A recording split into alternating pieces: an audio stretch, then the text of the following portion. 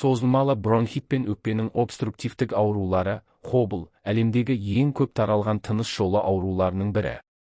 Бұл дерттер көп жағдайда уақытылы емделмеген тұмау, бронхит, шылым шегу немесе зиянды ауа әсерінен дамиды. Ең қиыны алғашқы кезеңде байқалмайды, ал байқалған кезде емдеу қиынға соғады. Негізгі бөлім. Созылмалы бронхит – бұл бронх қабынуының ұзаққа созылған түрі. Жөтел 3 айдан артық уақыт бойы үздіксіз болса, және бұл жағдай 2 жыл қатарынан қайталанса, онда бұл созылмалы бронхит болуы мүмкін. Хобл өкпенің созылмалы обструктивтік ауруы. Бұл кезде тыныс жолдары тарылып, өкпе тіндері зақымданады. Нәтижесінде науқас ауа жетіспеушілігін сезінеді.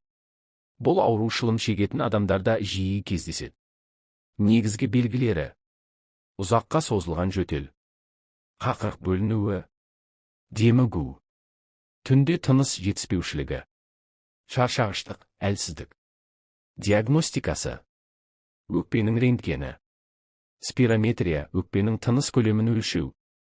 Қақырықты зерттеу. Қандағы оттегі деңгейін анықтау. Емі. 1 шылымнан бас тарту, басты қадам. 2 бронхты кеңейтетін дәрілер, ингаляторлар.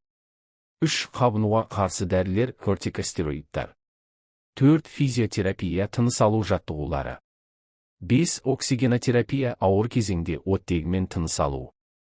6 иммунитетті көтеру, дәрумендермен дұрыс тамақтану. Үй жағдайында көмектесетін әдістер. Таза ауада серуендеу. Бөлмені ылғалдандыру. Дұрыс тыныс алу жаттығуларын жасау. Шөптен дайындалған жылытпа, бұл ингаляция. Қауіп факторлары. Ұзақ жыл шылым шегу. Өндірістік шаң, тозаң, газдар. Жиі суық тию. Генетикалық бейімділік. Қорытынды. Созылмалы бронхит пен хобл қауіпті әрі күрделі аурулар. Бірақ ерте анықтап, дұрыс ем қолданса, ауруды бақылауға болады. Ең маңыздысы, зиянды әдеттерден бас тартып, өкпенің саулығын сақтауды бүгіннен бастау керек.